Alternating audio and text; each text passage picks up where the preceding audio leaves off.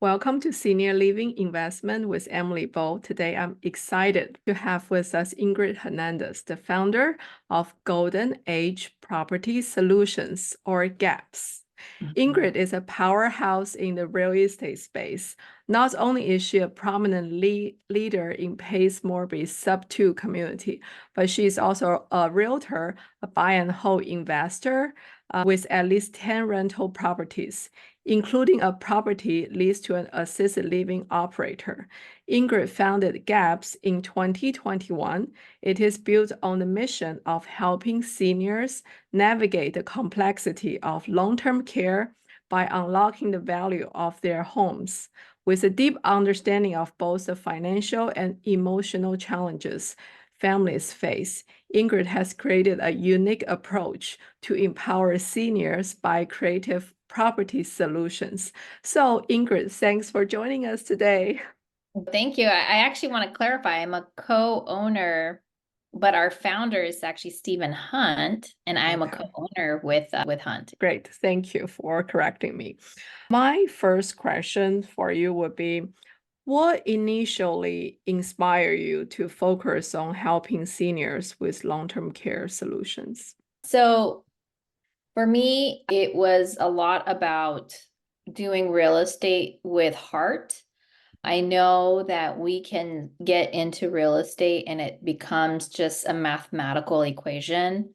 Mm-hmm. And not to say that that's not important or doesn't carry a strong weight. I think it is important. But for me, I needed that intrinsic feeling like I was doing something bigger than just creating a formula or a math equation that made sense.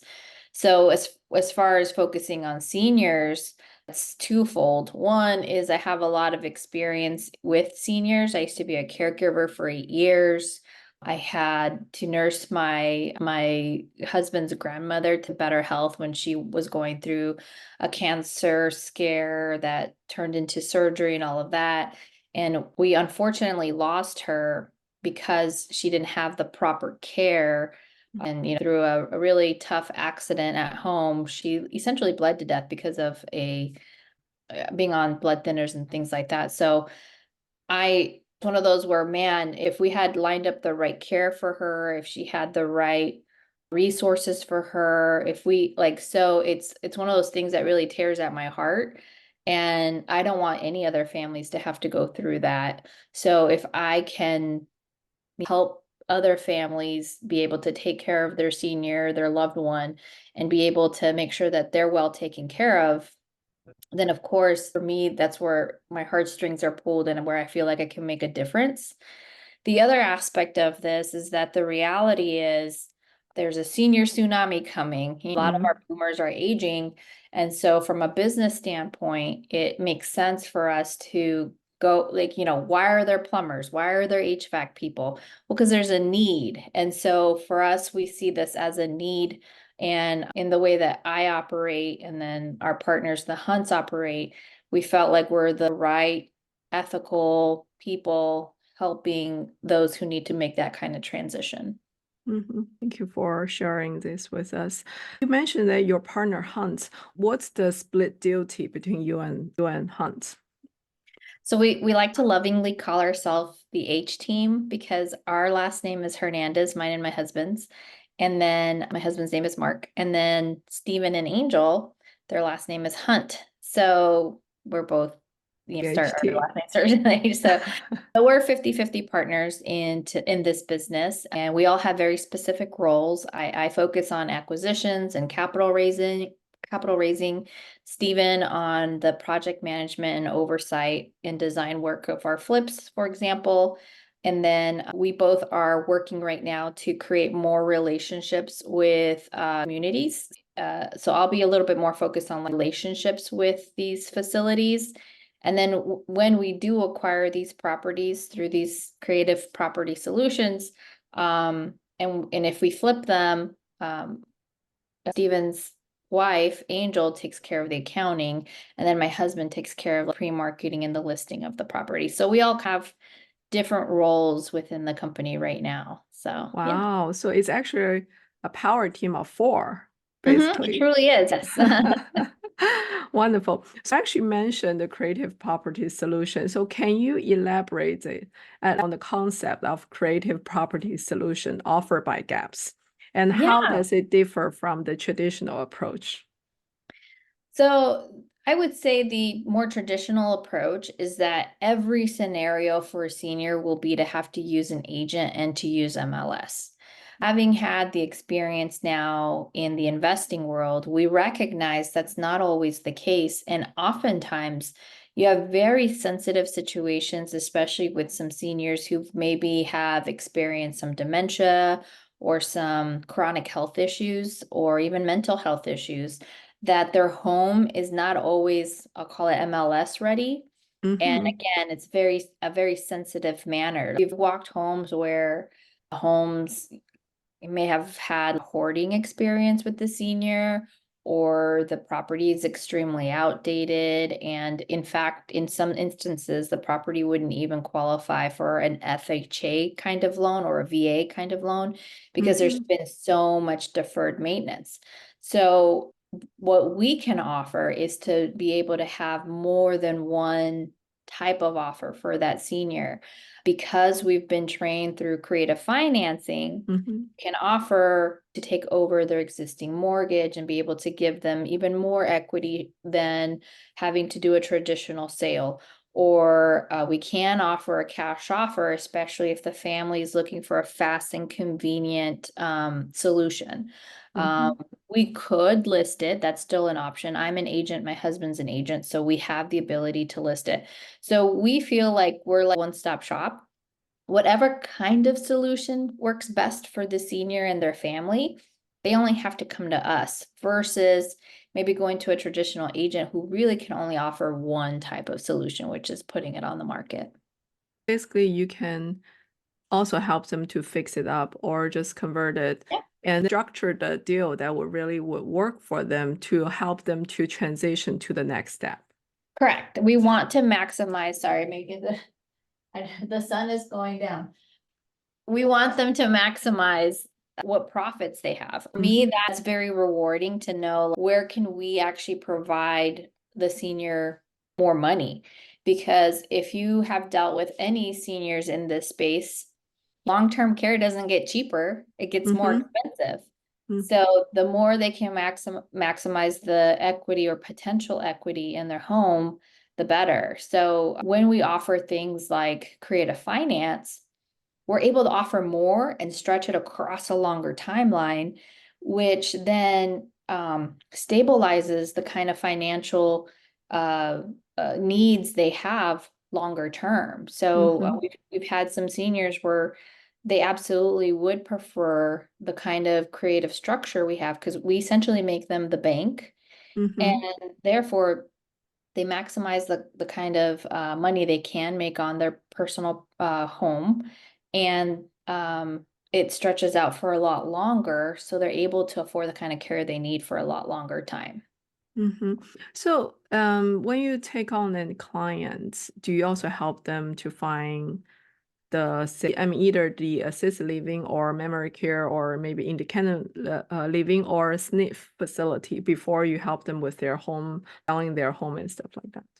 Yep. So there's two ways, and there's two ways that the seniors make it art to us.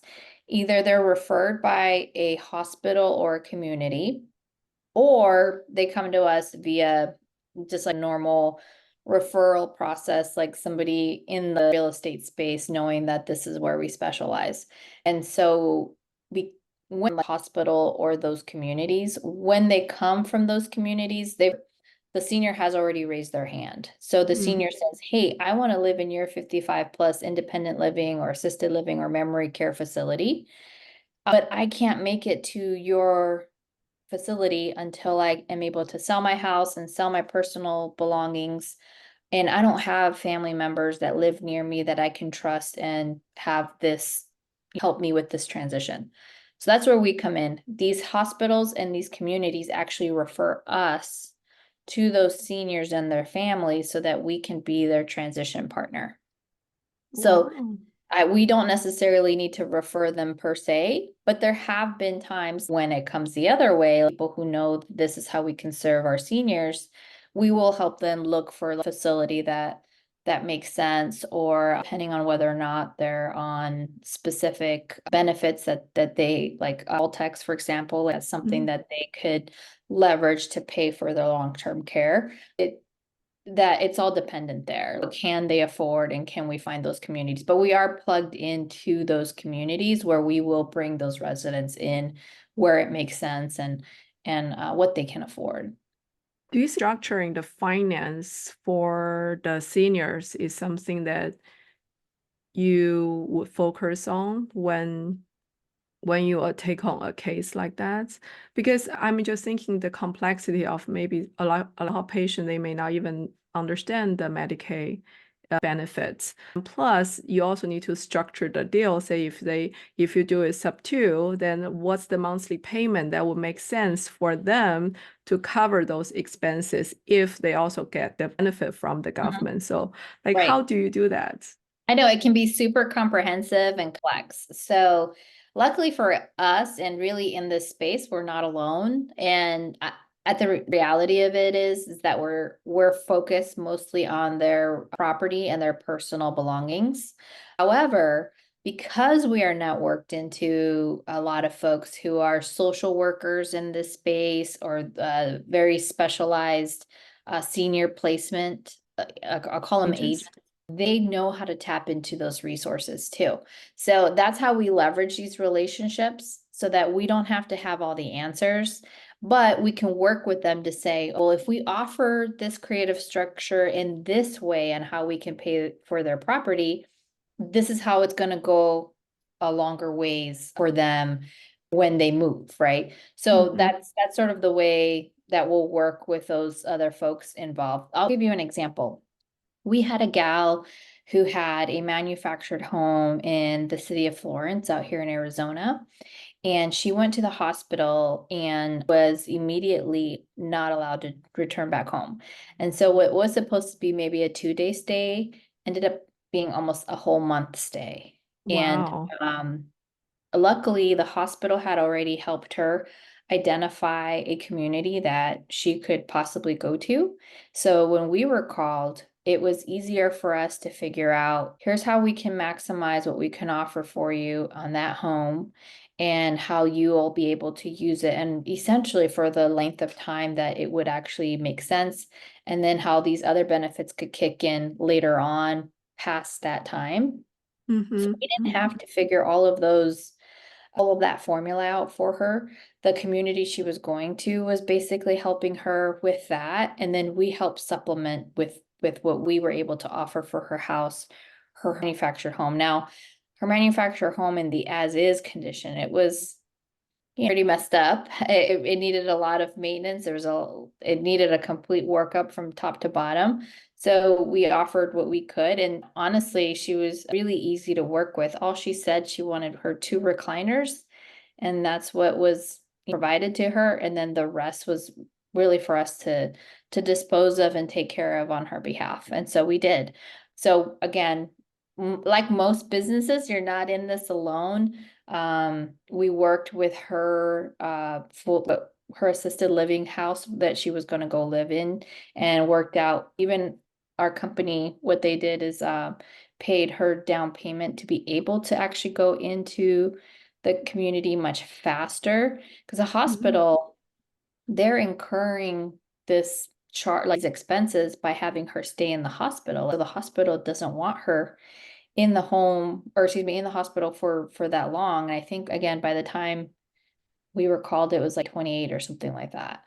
So that was a huge expense for the hospital. So we Mhm. were able to transition her within 2 days. Wow. So like, had they called us sooner, they would have saved a lot more money. But because of that, though, you couldn't just easily change and go into that facility. They needed at least a $5,000 down payment, and so that was taken care of for us, so that she didn't have to wait in the hospital any longer, and we could secure her resident in that home much faster. No, speaking of, can you discuss any partnership and collaboration that Gap has established to further its mission? mission? Well, you have to be very careful because when you do partner with places like that, they can't take, you say, if Brookdale, who is one of the biggest assisted living facility owners in the United States, if they were to call us and say, hey, we need your help transition senior, we can't give them like a kickback for that. There's a lot of rules that won't allow us to do that. So the way that we provide value to facilities like that is we'll sponsor like so maybe they're having like a July picnic, and so we can help pay for seniors to experience like a much nicer event during the time that they're there. But again, at the end of the day, we're providing those partners value. So communities like 55 plus communities that are assisted living, independent living, or primary care, it takes on average when a senior says, hey, I want to move into your community, it takes them on average 6 to 9 months. And so when you peel back the onion, you're like, why does it take so long for a senior to transition to where they should be taken care of? Why does it take so long? Mm-hmm. And most of the reason why is because that senior doesn't have trusted liaisons like us to be able to help make sure that they have all their, crossed and I's dotted in taking care of their personal belongings and then lining all that up so that they can make that move. Maybe their family lives out of state. Maybe they don't Mm-hmm. have enough close family. Like all of these things like that, they don't have the supporting mechanisms to make that transition is why it takes so long. So we like to think that communities actually reap the benefits of having us help them because at the end of the day, it's still a business for them. And if we can transition that senior in 2 to 4 weeks instead of 6 to 9 months, they're able to give that senior the care that they deserve, but they're also able to make money like business requires as well and much faster. So Love that's it. really the partnership give and take between us and communities like that. Yes. And now I also truly understand why your company called GAPS. Yeah, he's trying to fill in that gap between a senior saying, hey, I want to be able to move and be well taken care of to actually making that move. Let's switch gear a little bit. So what are some of the biggest challenges senior face when it comes to affording long-term care? Well, the cost of healthcare just keeps going up. So the labor around that kind of healthcare is also going up. Like I was mentioning, I used to be a caregiver for 8 years, and look at the hierarchy of those who assist seniors. Caregivers spend probably the most time with seniors and get paid the least. I'll give you that. But inflation's coming around as cost of living increases for everyone, including those caregivers. The price to have those type of care goes up with it as well. So what it cost last year to be a senior trying to make it through another year is always going to go up. It's not the same as it is this year. So I think that's one challenge. Another challenge is just how our healthcare is set up in the United States and like what that costs our seniors. I will say though, there's a lot of resources out there, many that I'm still working to get more educated on. And then those of benefits like Medicare, Medicaid, have ceilings on what a senior can make Mm-hmm. in order for them to stay qualified. So selling their house can actually trigger them to no longer be eligible for that benefit. So when they work with us, we make sure we're aware of what that looks like so that we can create a win-win situation. There's trusts that you can use and other specifics so that when they're selling their property, we can mitigate like how is really being uh senior at the sale so Mm-hmm. that they stay below those max. Those like an installment sale, for example, is a way Mm-hmm. for us to keep that total of dollars for the senior at bay so that the benefit of the Medicare, Medicaid that they have isn't impacted. So those are all things that you have to take into consideration when you're helping a senior. So somebody's like a wholesaler off the street trying to help a senior may not be aware of this and could undo, like, not knowing, trigger the ability of that senior to have the benefits they deserve. At the end of the day, we believe that seniors deserve the kind of care that you and I would want our own parents to have. And, we need to get there.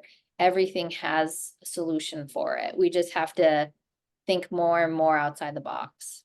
I do know that as we continue to mature in this space, myself, and the Hunts, we are also exploring setting up our own residential living properties, simply because there's a lot of great statistics that say seniors that go to what we call RALs, residential assisted living, versus ALFs, the living facilities, so the more commercialized, which in Arizona is 11 or more residents. When you keep a smaller head of seniors in a property, their life expectancy grows because they're getting more one-on-one care with caregivers. So we do want to work more with residential assisted living houses, because you know that they more specialized care.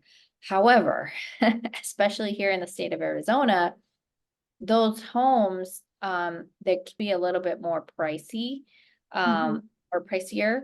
And so it's a balance of what can the senior afford, and what care do they need, and like what's fit them best based on their budget and what they can maximize with their own personal property. So it's not a one fits everyone formula. It's something that we do have to be mindful of, but at the end of the day, I know this sounds somewhat harsh. It's why we have to prepare for retirement, because understand that we don't necessarily think that way, especially if you're in like your 20s, 30s, you're not necessarily thinking, how much do I need to retire? And everybody believes that, oh, by the time I retire, I'll still be in amazing shape or amazing health. And that's not always the case. So it's important for people to think about, like, what does that future look like for you, so that you can have that like comfortable when you reach that transition. So only so much we can do is basically what I mean by that. Based on what the senior has saved for, what their property is worth, and like what care they need.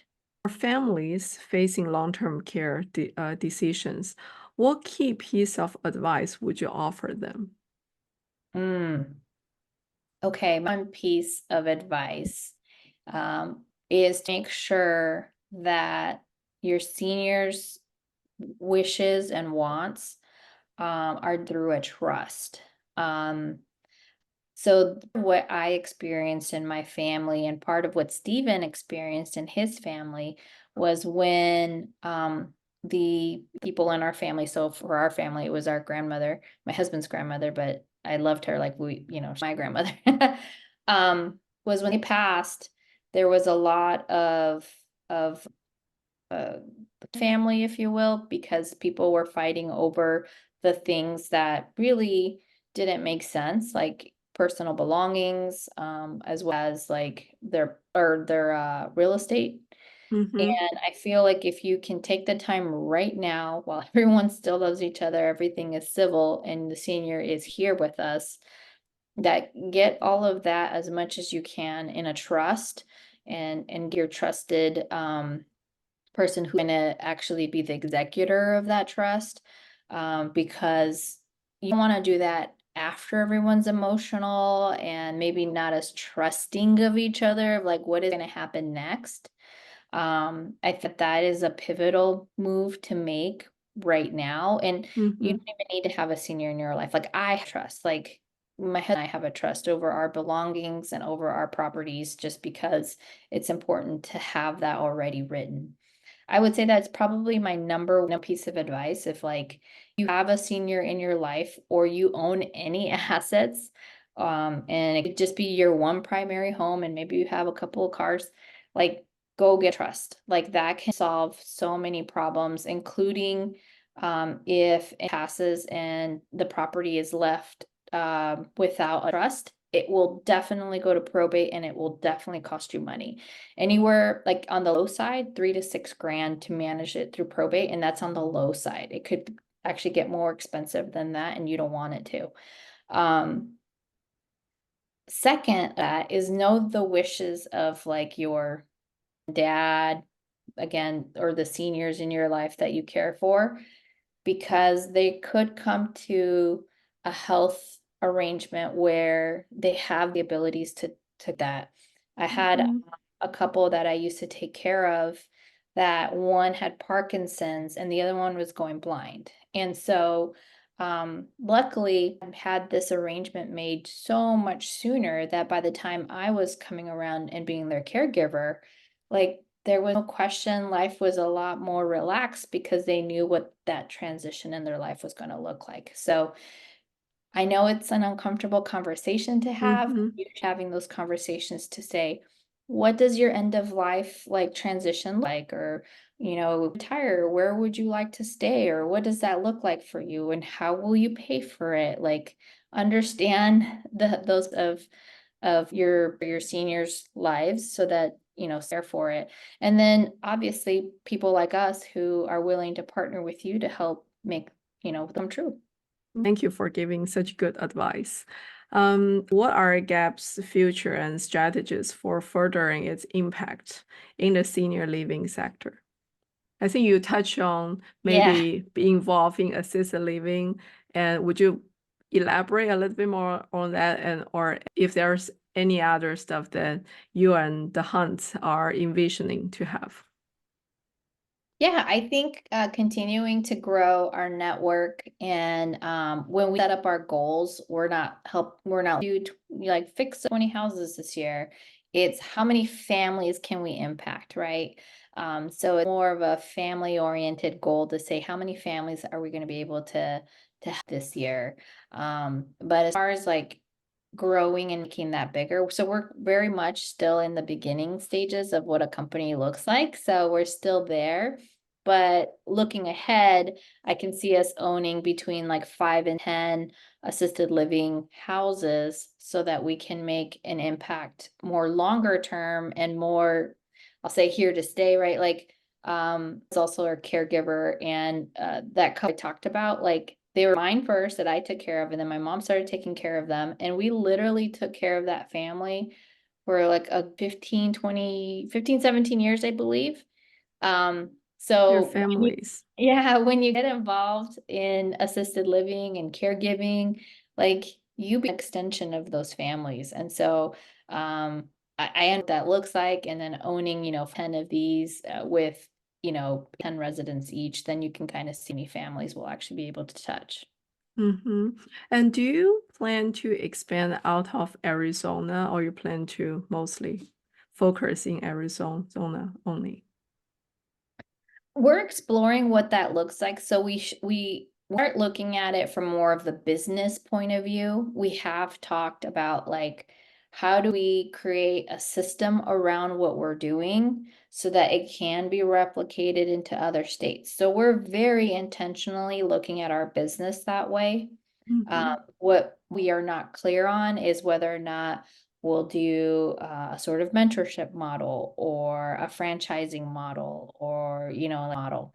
So we're still exploring that, but the goal is to go beyond the Arizona borders. But we want to make sure that before we, get for our bridges, that we really can believe that we're able to replicate this model so that more families can be served beyond Arizona. What are some exciting trends and developments that you see in the senior living space?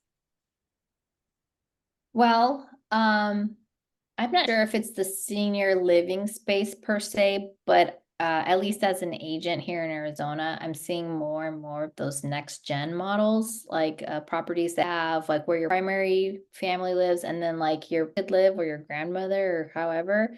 And that warms my heart a lot because I come from Colombia, so like the family really disbands. We just, they're layered to the house and more people just stay all together.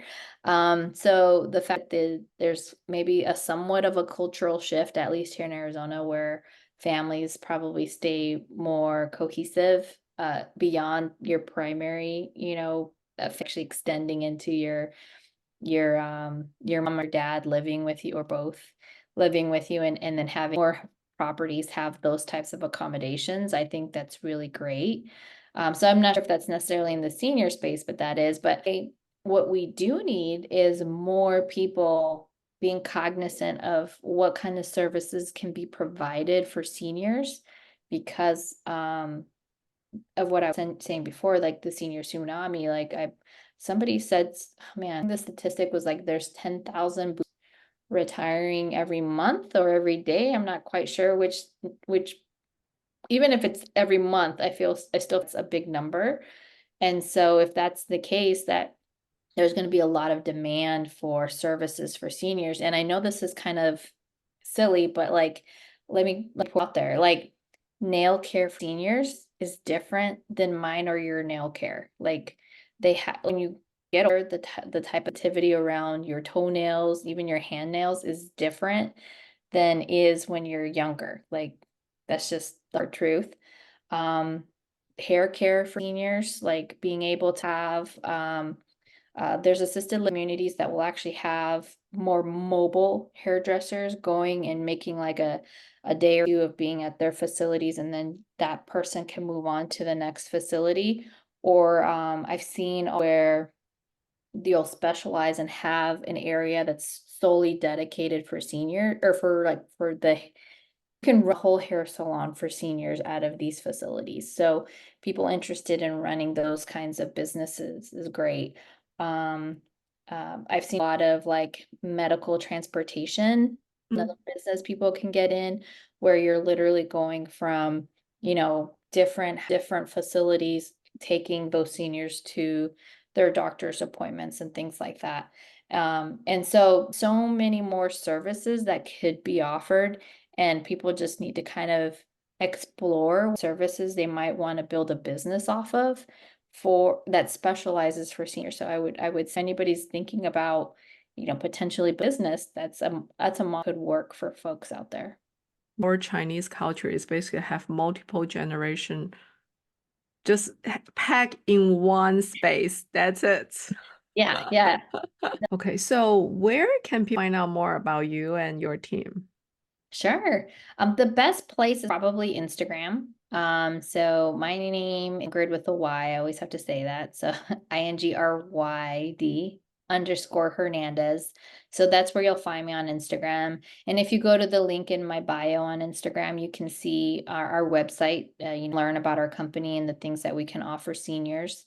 And then all kinds of stuff. Like I do a podcast every Wednesday, and we focus on real estate investors per se.